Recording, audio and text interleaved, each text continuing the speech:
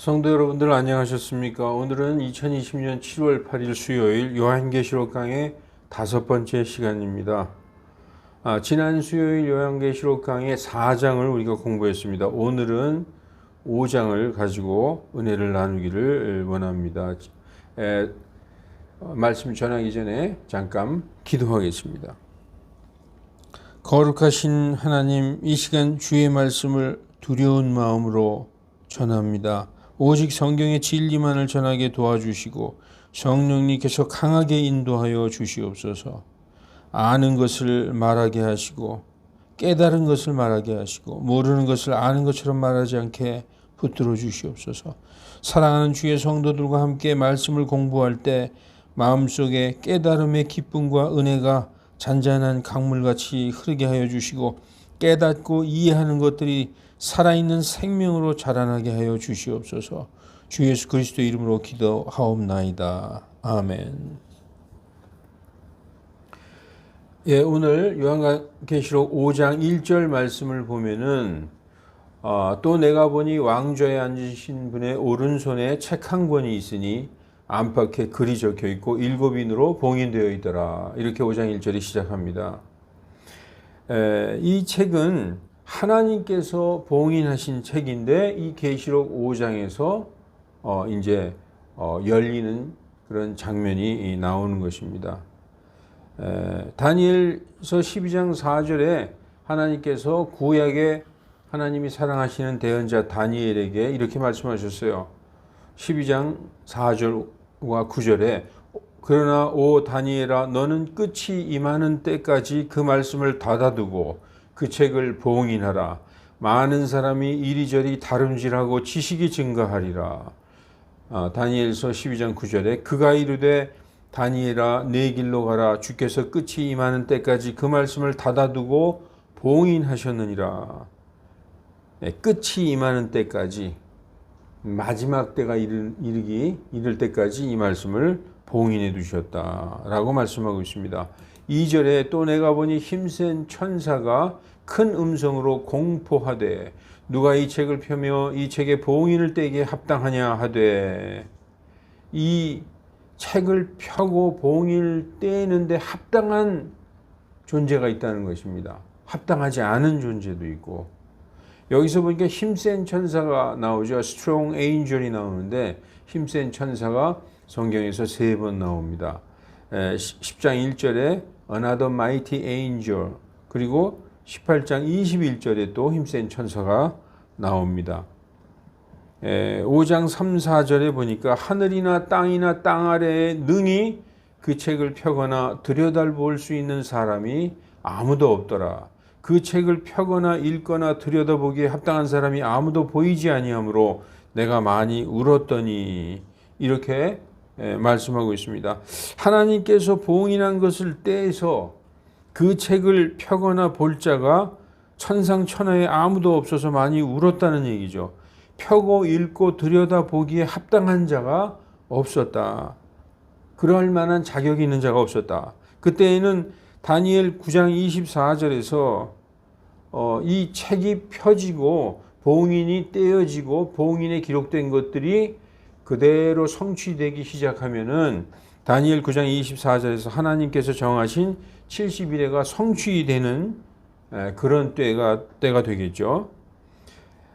땅에 있는 자들을 심판하여 성도들의 피의 원수를 갚아주시기를 간절히 사도 바울은 원했을 거예요. 신약의 성도로서 예수님을 믿는다는 것으로 인하여 핍박을 당하고 죽임을 당한 그 많은 성도들의 그 피의 원수를 갚아주시기를 간절히 원했을 것입니다. 그때가 언제냐? 예수님이 공중재림하시는 때니까. 그리고 히브리인인 사도 요한은 유대인인 사도 요한은 자신의 혈족 이스라엘의 회복을 간절히 원했을 거예요. 그래서 만약에 이 봉인이 띄어지지 않는다면은 그런 것들이 이루어지지 않기 때문에 간절히 이 책의 봉인이 띄어지길 원했던 것입니다. 그러나 그러한 합당한 자가 아무도 없기에 많이 울었다. 봉인이 열려지지 않으면 그날은 결코 오지 않는 것입니다. 봉인을 누가 뗄 수 있는가? 하늘과 땅과 바다 어디에도 봉인을 뗄 사람이 없다. 사람들은 아담을 비롯해서 그 이외의 모든 후손들은 다 죄인이다. 죄인은 그 봉인을 뗄 자격이 없다는 것입니다. 사람 중에서는 없다는 거예요. 하늘의 천사들 중에서도 없고 땅 위나 땅 속이나 바다 속이나 그 어느 피조물도 이 봉인을 뗄 자격이 있는 자가 없다. 그 책은 하나님의 오른손 위에 놓여 있는 그 책은 히브리어 전치서로 앞이라고 돼 있어요. 온이라고 돼 있어요. 그러니까 하나님 손 안에 있지만 손 위에 이렇게 얹어져 있는 것이죠. 그 책은 권리 증서인 것입니다. 땅과 땅을 다스릴 통치권을 되찾아오는 증서예요. 땅을 되찾아오고 땅을 통치하는 그 통치권을 되찾아오는 증서다.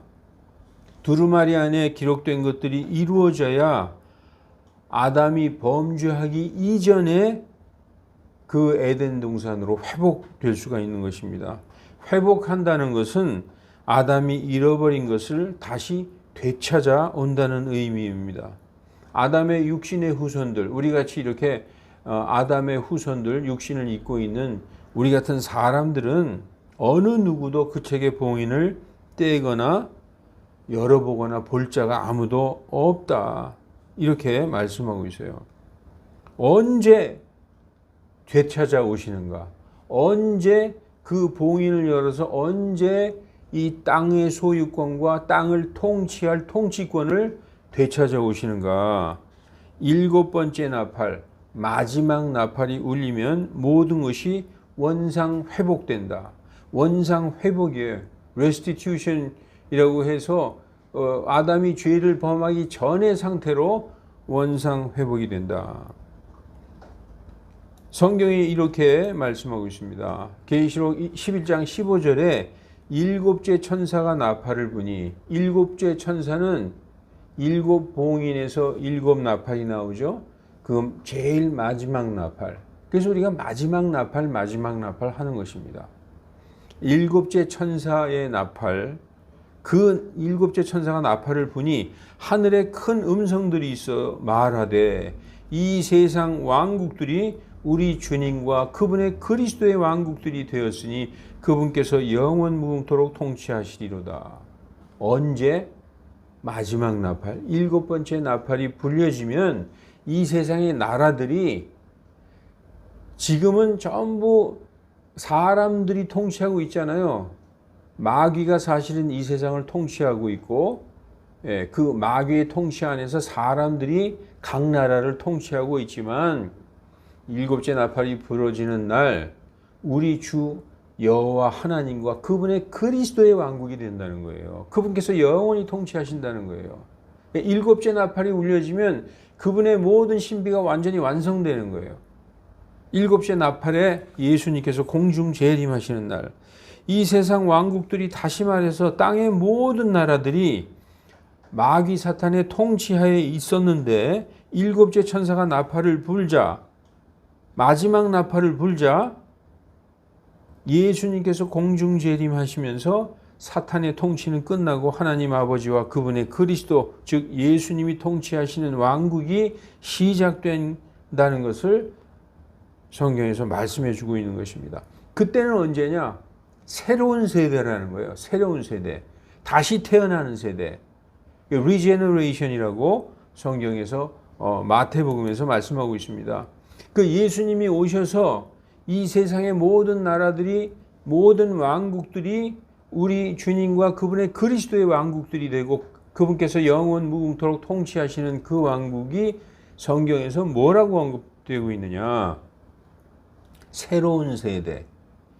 새로운 세대에, 그 베드로가 그렇게 질문하죠. 예수님한테. 예수님, 우리는 모든 걸 다 버리고 주님을 따랐는데 우리가 무슨 보상을 받겠습니까? 그랬더니 예수님께서 새로운 세대, 곧 사람의 아들이 자기의 영광의 왕좌에 앉는 그때에 너희도 12왕좌에 앉아서 이스라엘의 12지파를 재판하리라, 심판하리라. 그때가 언제냐? 예수님이 오시는 때, 마지막 나팔이 부러져서 모든 이 세상의 왕국, 나라들이 우리 주님의 왕국이 되는 때, 그때는 in the regeneration, 새로운 세대다. 사도행전 3장 19절에 보면 그때를 새롭게 되는 때다. When the times of refreshing이라고 표현하고 있습니다. 그때를 21절에서는 원상 회복의 때, the times of restitution, 예수님이 공중재림하시는 날, 마지막 나팔이 부러지는 날이라고 성경은 말씀하고 있어요. 누구로부터 회복한다? 사탄으로부터. 그러면 이 세상은 완전히 마귀의 지배하에 있었던 것일까? 아니에요. 하나님께서 당분간만 마귀에게 허락하셨던 것입니다. 하나님이 힘이 약해서 마귀에게 빼앗기셨던 것이 아니죠. 사람이 잃어버린 것은 사람이 찾아오게 하시려고, 그게 하나님의 공이거든요. 하나님은 언제든지 당장 마귀한테 마귀를 지옥에 던져버리고 하나님이 통치하실 수 있죠. 그러나 아담이 잃어버린 것을 아담이 찾아오게 하시려고, 첫사람 아담이 잃어버린 것을 마지막 아담이, 그래서 예수님이 사람의 아들로 오신 것입니다. 마지막 아담이신 사람의 아들로 오신 예수님에 의해서 그렇게 회복되는 것이 하나님께는 공의로운 일이기 때문에 마귀의 통치를 잠깐 허락하신 것입니다. 마귀에게 뺏어올 힘이 없어서 그러신 아니다는 얘기죠. 계시록 11장 17절이 그것을 증거하고 있어요. 계시록 11장 17절에 조금 아까 우리가 15절을 읽었죠. 마지막 나팔 소리에 이 세상 왕국들이 우리 주님과 그분의 그리스도의 왕국들이 되는데 24 장로들이 그렇게 말씀합니다. 말씀드리되 지금도 계시고 전에도 계셨으며 앞으로 오실 오 주 하나님 전능자시여 여호와 하나님이시여, 우리가 주께 감사드리는 것은 주께서 친히 주의 큰 권능을 가지고 통치하셨습니다. 그러니까 이 모든 하나님의 계획과 섭리 안에, 손바닥 안에 마귀가 잠깐 자기가 통치권을 가지고 있었던 것입니다.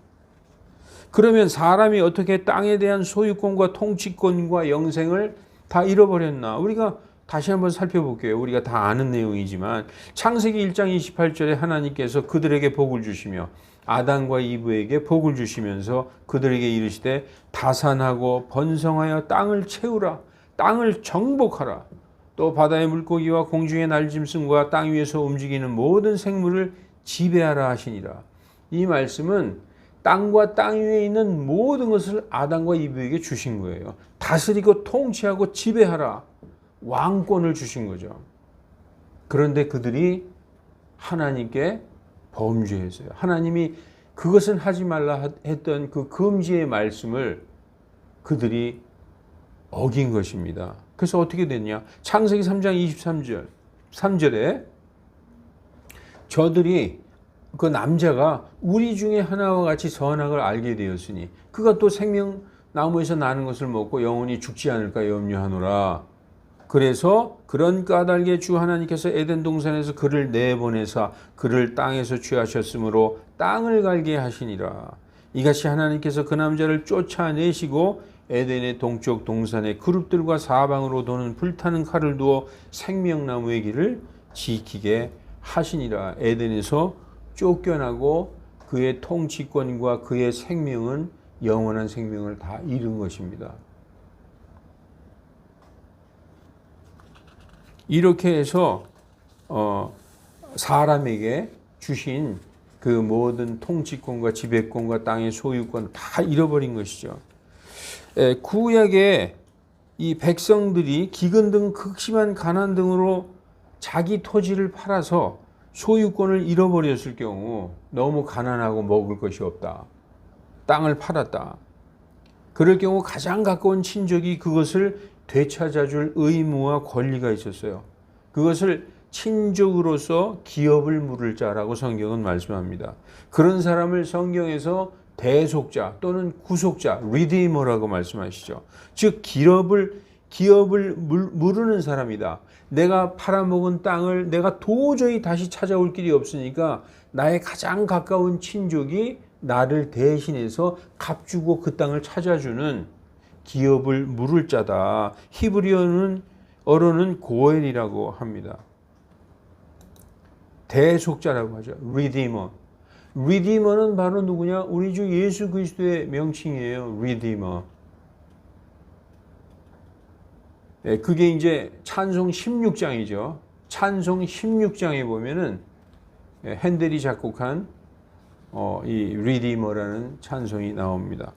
히브리어로는 고엘이라고 합니다. 룻기에서 나오미와 엘리멜렉의 기업을 찾아주고 그의 아들의 기업을 일으켜주기 위해 모압 여인 룻을 값주고 산 보아스가 바로 이 기업을 물으는 자, 리디머라는 말씀이죠. 그 나오미하고 엘리멜렉이라는 사람이 이 가나안 땅에 기근이 들어서 모압 땅에 갔어요.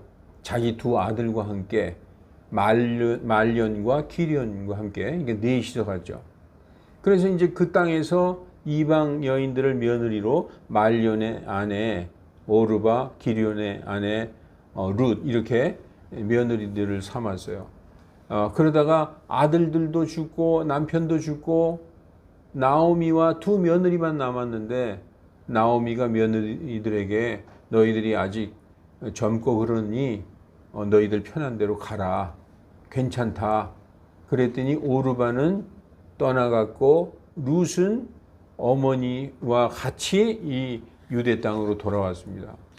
어머니의 하나님이 제 하나님입니다. 그리고 돌아와가지고 그 엘리멜렉의 그 땅을 팔을 때 그것을 기업을 물러주고 또 그의 아들 기련의 말령과 기련의 그 기업까지 찾아주고 나오미를 사준 사람이 바로 보아스죠.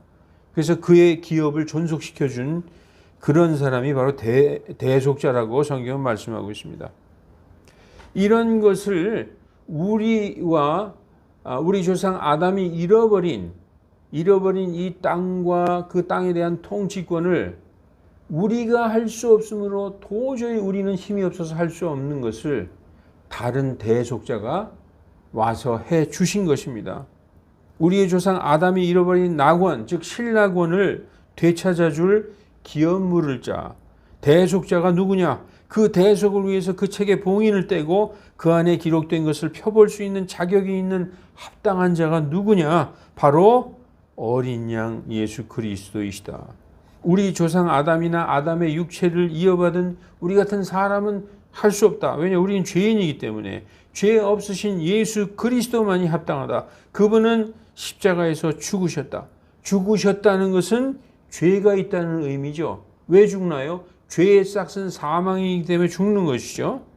그러나 그분이 지옥에 내려가셨을 때 무언가 심각하게 잘못된 것이 있었다는 것입니다.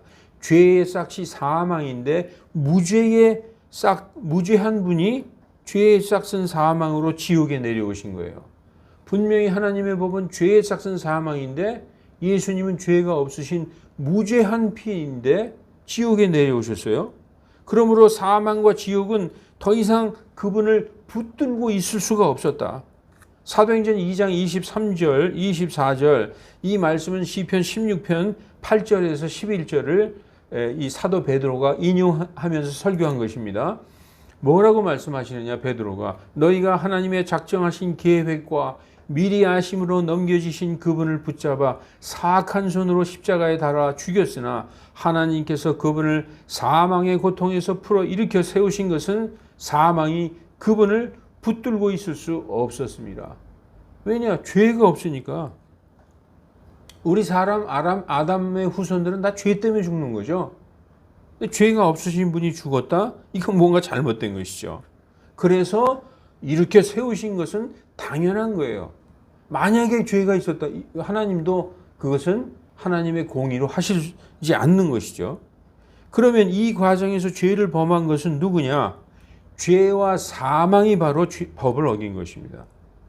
죄를 짓지도 않은 분을 죄인으로 정죄해서 사망에 던졌으므로 죄와 사망이 불법을 저질렀으므로 죄의 싹은 사망이라는 그 대원칙에 의해서 죄와 사망이 지옥에 던져지고 예수님은 부활하신 겁니다. 그 죄와 사망은 다른 말로 하면 사탄의 최고의 무기였어요. 죄와 사망이 지옥에 던져졌다. 사탄은 할 일이 없는 것이죠. 그때 사탄의 머리통이 십자가에서 여자의 씨에 의해서 부서진 것입니다. 그의 운명은 결정난 것입니다. 다만 형의 집행만이 남아있을 뿐입니다. 계시록 5장 5절 장로 중 하나가 내게 말하되 울지 말라. 보라 유다 지파의 사자 곧 다윗의 뿌리가 이기셨으니 그 책을 펴며 그 책의 7인을 떼시리라 하더라. 창세기 4장 49장 9절을 한번 볼까요? 여기 유다 지파의 사자 곧 다윗의 뿌리라고 말씀하셨죠. 창세기 49장 9절에 야곱이 임종하기 전에 자기의 12아들들에게 축복하는 장면이 나옵니다. 유다는 사자 새끼로다. 내 아들아 내가 탈취한 것을 떠나서 위로 올라갔도다. 그가 엎드리고 웅크린 것이 사자 같고 늙은 사자 같으니 누가 그를 깨워 일어나게 하리요. 사자는 권위와 왕을 의미하는 거예요. 왕, 권위.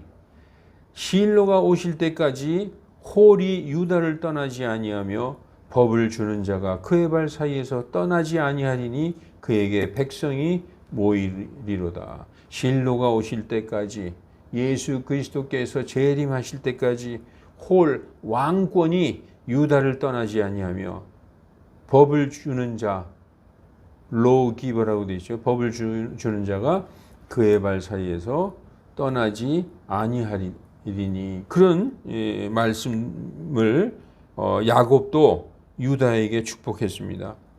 이건 유다 지파의 왕권이 있다는 얘기죠. 그래서 다윗이 바로 유다 지파의 왕으로서 하나님께 그 영원한 왕좌를 소금 언약으로 약속을 받은 것입니다. 사무엘하 7장 12절로 16절 보면은 내 왕좌가 영원하리라. 영원토록 내 왕좌가 굳건하리라. 이런 하나님께서 약속을 해주셨어요. 유다 지파의 사자는 왕의 권위와 위엄을 상징하는 것입니다. 다윗의 뿌리요. 여기에서는 다윗의 뿌리라고 말씀하셨죠. 유다 지파의 사자 곧 다윗의 뿌리. 계시록 22장 16절에는 다윗의 뿌리요 자손이신 그리고 새벽별 나는 새벽별이다. 나는 다윗의 뿌리요 자손이다라고 말씀하고 있습니다. 이 다윗의 뿌리요 자손이신 분이 죄와 사망을 이기셨다. 여기서 이 말씀이 나오죠. 다윗의 뿌리가 이기셨으니 이기셨다는 거예요. 뭘 이기셨어요? 죄와 사망을 이기셨다. 이 이긴 분만이 그 책의 7인을 떼시기에 합당한 분이시다 라는 겁니다. 요한복음 16장 33절 요한계시록 3장 21절에 보면은 예수님은 이긴 자라고 말씀하고 있어요. 너희에게 이 말을 하는 것은 너희가 내 안에서 평안을 누리게 하려 함이라. 너희가 세상에서 환난을 겪게 될 것이나 성도는 세상에서 환난을 겪는 게 당연한 거예요. 예수님도 말씀하셨어요. 환난을 겪게 될 것이나 힘을 내라. 내가 세상을 이겼노라. Overcome the world라고 말씀하고 있습니다.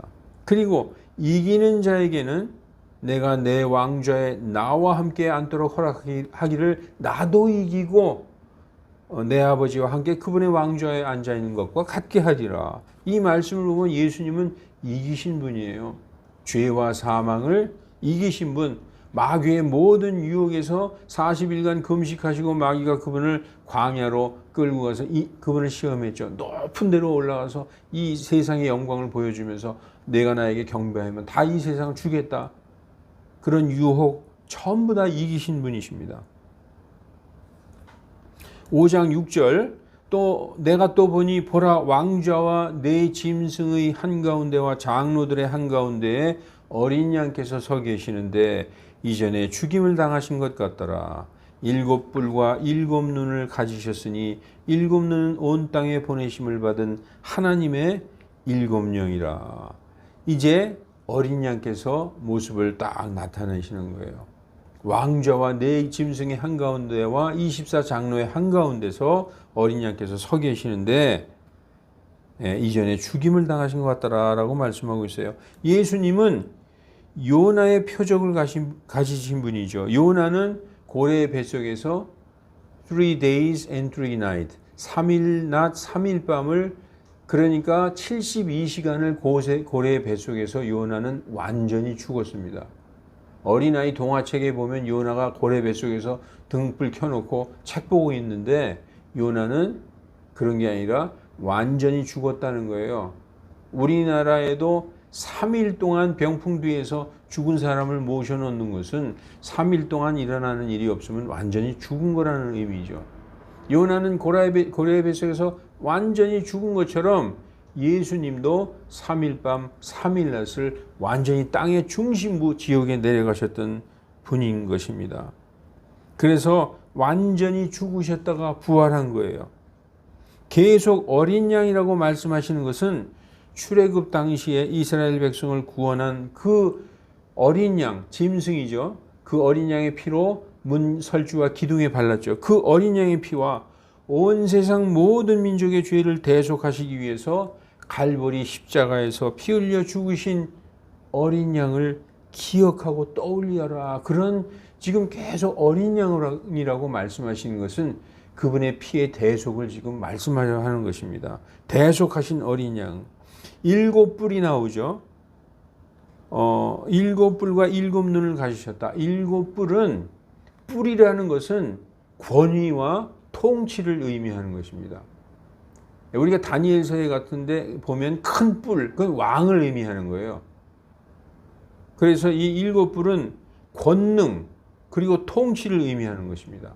그래서 7이란 완전수로 전능하신 그리고 모든 통치자들의 왕이다. 이런 의미를 지금 말씀해 주고 있는 것입니다. 7눈은 여기에서 해석이 나와있죠. 온 땅에 보내심을 받은 하나님의 7영이다.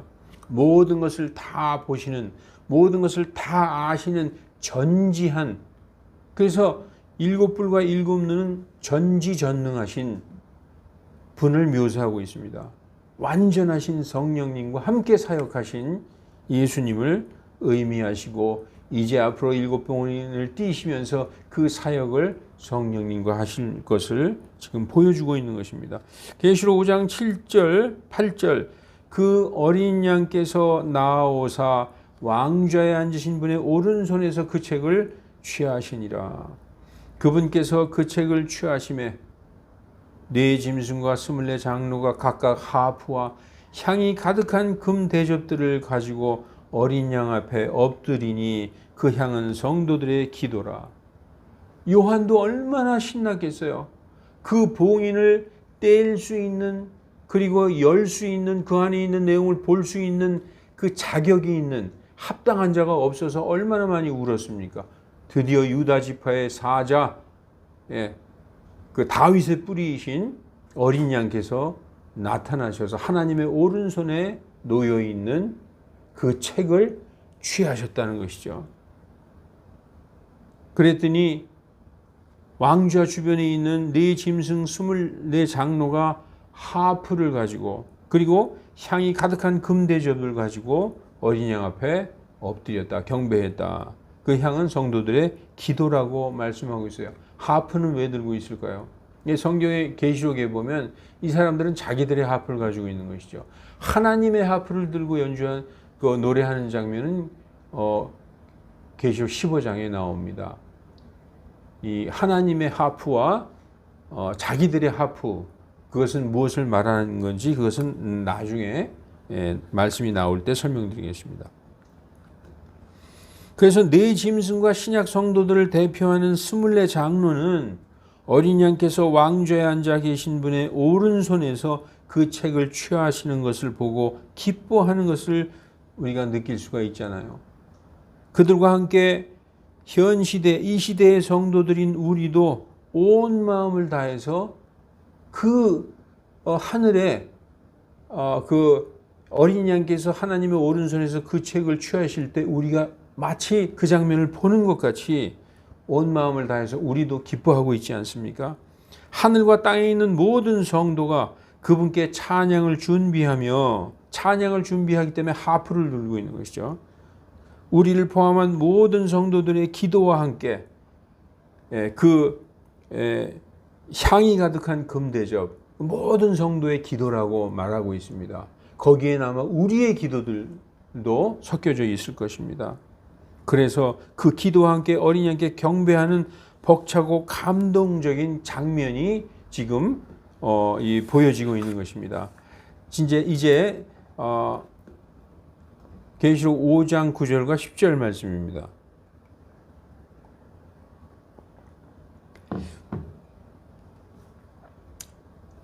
왕자 둘레의 네 짐승과 24 장로가 하프를 가지고 그 향이 가득한 대접을 가지고 엎드렸어요. 그러면서 그들이 뭘 했냐? 새 노래를 불렀다. 새 노래. 그들이 새 노래를 부르며 말하되, 이제 새 노래의 내용이 나오는 거죠. 주께서는 그 책을 취하시고 그 책의 봉인들을 열기에 합당하시오니 이는 주께서 죽임을 당하사 그 피로 각 족속과 언어와 백성과 민족 중에서 우리를 대속하여 하나님께 드리시고 우리 하나님을 위하여 우리를 왕과 제사장으로 삼으셨으니 우리가 땅에서 다스릴 것이로다 하더라. 여러분, 이 노래가 새 노래라고 성경이 지금 말씀하고 있죠. 새 노래를 한번 잘 들어봅시다. 여기 보면은 새 노래의 내용이 주께서 죽임을 당하시고 그 피로 우리를 구속하셔서 하나님께 드리시고 우리를 왕과 제사장으로 삼으셨다. 우리 하나님을 위해서. 그래서 우리가 땅에서 다스릴 것이로다. 이 새 노래는 신약 성도 그리스도인들의 노래라는 것이요. 다시 말해서 이 노래는 복음을 얘기하는 거예요. 예수님의 노래. 그러면 옛 노래는 뭘까요? 그건 모세의 율법이죠. 그 모세의 율법 옛날 노래를 부르는 자들도 나옵니다. 그리고 이 노래, 옛 노래와 새 노래를 같이 부르는 자들도 나와요. 그들이 각각 어떤 자들인가 성경은 우리에게 자세하게 말씀해 주고 있습니다. 지금 이 24장로는 24명 전부 다 신약의 성도 이미 틀림없습니다. 그들의 노래, 새 노래를 이렇게 분석해 보면 그래요. 주께서 죽임을 당하사 그 피로, 어린 양의 피로 우리를 대속하셨다. 이건 십자가의 보혈의 대속을 말씀하는 거죠. 구약 성도들은 이런 건 모릅니다. 그리고 유대인들은 이런 거 믿지 않아요. 유대교 사람들은. 이것은 오직 그리스도인들의 노래라는 것이죠. 그리고 우리를 족속과 언어와 백성과 민족 중에서 우리를 대속하셨다. 그 피로. 이건 뭐냐? 전 세계 믿는 모든 사람들, 이방 성도들, 그리스도인들, 예수님을 믿기만 하면 그 믿음으로 우리를 구원하셨다. 전 세계 모든 백성 가운데서. 그리고 세 번째, 우리 하나님을 위해 우리를 왕과 제사장으로 삼으셨으니 우리가 땅에서 통치하리로다. 만인 제사장, 우리 모두가 다 제사장이라는 거죠. 이 말씀 신약 성경에 베드로전서 2장 9절의 말씀과 일치하지 않습니까? 너희는 택함을 받은 세대요 왕이자 제사장들이요 거룩한 민족이요 특유의 백성이다. 지금 24장로가 신약 성도를 대표하는 신약 성도의 그분들은 어떤 사람들은 구약에서 한 훌륭한 분 한 12명 그리고 신약의 대언자 중에서 한 12명 이렇게 해서 신구약의 24명이다. 그거는 이 새 노래를 들어보면 그렇지 않다는 걸 알 수 있습니다. 그러면 그 피로 우리를 그 백성과 언어와 민족과 족속 가운데서 우리를 구속하셨다. 그 피는 어떤 피냐? 죄가 없는 피, 하나님의 피. 사도행전 20장 28절 하나님의 피로 값주고 사셨다라고 말씀하고 있어요. 그리고 우리를 깨끗하게 하는 피, 우리를 정결하게 씻기는 피. 너희가 너희의 죄들을 자백하면 하나님께서는 신실하고 의로우사 너희의 죄들을 용서하실 것이요 예수 그리스도의 피로 너희를 깨끗하게 하실 것이다. 그리고 귀중한 피, 보배로운 피, 너희가 다시 태어난 것은 금이나 은같이 썩을 것으로 된 것이 아니요 보배로운 피, 그것으로 구원받았다. 그리고 썩지 않는 피로 구원받았다라고 성경은 말씀하고 있는 것입니다. 사도 요한의 노래를 한번 들어볼까요? 이 새 노래는, 새 노래는 십자가 보혈로 우리를 대속하셨다. 전 세계 모든 백성들 가운데서. 그리고 우리가 바로 왕이자 제사장이다. 그러면 사도 요한이 요한계시록을 시작하면서 자기에 대해서 한 말씀이 있어요. 자기가 한 그 증언의 말씀. 계시록 1장 5절 6절을 보면 신실한 증인이시여 죽은 자들 가운데서 처음 나신 분이시며 땅의 왕들의 통치자이신 예수 그리스도로부터 은혜와 평강이 너희에게 있을지어다. 누구에게 인사하는 거죠? 아시아의 7교회. 다시 말하면 모든 교회들에게 우리를 사랑하사 자신의 피로 우리의 죄들에서 씻으시고 예수님의 그 보혈의 대속을 말씀하고 있죠. 하나님 곧 자신의 아버지를 위하여 우리를 왕과 제사장으로 삼으신 그분께 영광과 지배가 영원 무궁토록 있기를 원하노라. 신약 성도들은 그 입에서 나오는 증거가 똑같아요. 어린 양 예수 그리스도의 보혈로 우리는 대속을 얻었다. 그 피로 구속받았다. 그리고 우리를 모든 민족과 족속과 백성과 언어 가운데서 우리를 구속하셨다. 우리는 왕과 제사장이다. 이게 동일한 신약 성도의 고백인 것입니다. 요한도 그렇고 왕좌 둘레의 24장로도 완전히 신약 성도임을 우리가 알 수 있는 것입니다. 자, 이제 계시록 5장 11, 12절 보면 내가 또 봄에 왕자와 짐승들과 장로들을 둘러선 많은 천사의 음성이 들리니 그들의 수가 만만이요 천천이라. 큰 음성으로 말하기를 죽임을 당하신 어린 양께서 권능과 부와 지혜와 존귀와 영광과 찬미를 받기에 합당하시도다 하더라. 지금까지는요, 왕좌에 앉으신 분 여호와 하나님과 그 둘레의 네 짐승과 24장로만 있는 줄 알았어요. 그런데 보니까 그 둘레를 둘러싸고 있는 만만천천의 셀 수 없는 엄청난 무리의 천사들이 함께 이 광경을 보고 찬양과 존귀와 경배를 드리는 장면이 나오는 것입니다. 그 주위를 둘러싸고 있는 만만천천의 천사들이 그 새 노래에 대해서 화답을 해요. 지금 그 24장로, 네 짐승과 24장로가 하프를 가지고 향이 가득한 금대접을 가지고 예수님에게 엎드렸죠. 경배하면서 하는 노래가 주께서는 그 책을 취하시고 그 책의 봉인을 열기에 합당하시도다. 이는 주께서 죽임을 당하사 그 피로 우리를 민족과 족속과 백성과 언어 가운데서 족속과 언어와 백성과 민족 가운데서 구속하시고 우리 하나님을 위하여 우리를 왕과 제사장으로 삼으셨으니 우리가 땅에서 통치하리로다. 이렇게 새 노래를 부르니까 거기에 무지무지하게 많은 만만천천의 천사들이 화답하는 장면이 여러분 상상해 보십시오. 얼마나 장엄합니까? 그 찬송과 영광을 돌리는 장면이 나오는 거죠. 큰 음성으로 그 천사들이 뭐라고 얘기하느냐. 죽임을 당하신 어린 양께서 권능과 부와 지혜와 힘과 존귀와 찬양과 영광을 받으시기에 합당하시도다. 얼마나 멋있습니까? 그랬더니 여러분 13, 14절을 보십시오. 또 내가 들으니 하늘과 땅 위와 땅 아래에 있는 모든 피조물과 바다에 있는 피조물과 그것들 안에 있는 모든 것이 말하되 왕좌에 앉으신 분과 어린 양께 찬미와 존귀와 영광과 권능이 영원 무궁토록 있으리로다 하니 네 짐승이 말하되 아멘 하고 24장로가 엎드려 영원 무궁토록 살아계시는 그분께 경배하더라.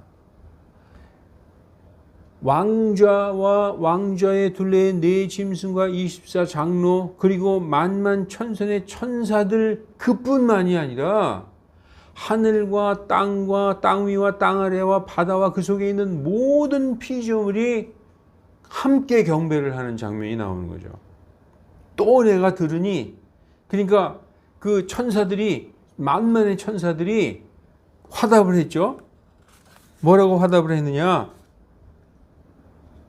큰 성으로 말하기를 죽임을 당하신 어린 양께서 권능과 부와 지혜와 힘과 존귀와 영광과 찬송을 받으시기에 합당하도다. 그러니까 그 다음에 하늘과 땅 위와 바다 아래에 있는 모든 피조물과 바다에 있는 피조물과 그것들 안에 있는 모든 것이 말하되 왕좌에 앉으신 분과 어린 양께 찬미와 존귀와 영광과 권능이 영원 무궁토록 있으리로다. 이 장면을 보고 핸델은 메시아를 작곡한 것입니다.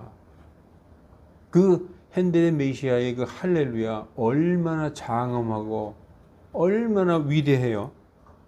그것 요한계시록 5장에 이 모든 피조물들이 모든 자들이 그 왕좌에 앉으신 우리 하나님과 어린 양께 찬송을 드리는 장면을 그 찬송을 부르는 장면을 한번 상상하면서 핸델의 메시아를 한번 들어보십시오. 모든 창조물이 한 목소리로 찬양하는 전 우주적 대합창을 이루는 실로 장엄하고 거룩한 광경에 우리도 함께 찬양하게 될 것입니다. 오늘은 하늘에서 하나님의 오른손에 놓여 있는 그 책, 다니엘서에서 봉인된 마지막 때까지 하나님께서 봉인해 놓으신 그 책을 그 하나님의 오른손에서 그 책을 취하시는 어린 양과 그 취하시는 장면을 보고 모든 그분의 성도들과 천사들과 피조물들이 한 목소리로 그분께 찬양과 기쁨으로 경배하는 모습을 우리 요한계시록 5장에서 본 것입니다. 여기까지 하겠습니다. 잠시 기도하겠습니다. 전지전능하신 하나님 아버지, 모든 성도들과 하늘과 땅과 바닷속의 모든 창조물들까지 주님께 찬송과 존귀와 영광과 권능을 돌리며 주님의 다시 오심을 간절히 고대하옵나이다. 우리가 이 세상에 살면서 믿음이 연약해지지 않도록 항상 붙들어 주시고 모든 악에서 마음과 몸을 지키게 하여 주셔서 하나님의 성전된 거룩한 성도들이 연합하여 거룩한 주님의 몸으로 자라나게 하여 주시옵소서. 다시 만날 때까지 이 말씀들을 깊이 묵상하며 우리 마음속에 심겨져 뿌리 내리게 하여 주시옵소서. 주 예수 그리스도 이름으로 기도하옵나이다. 아멘.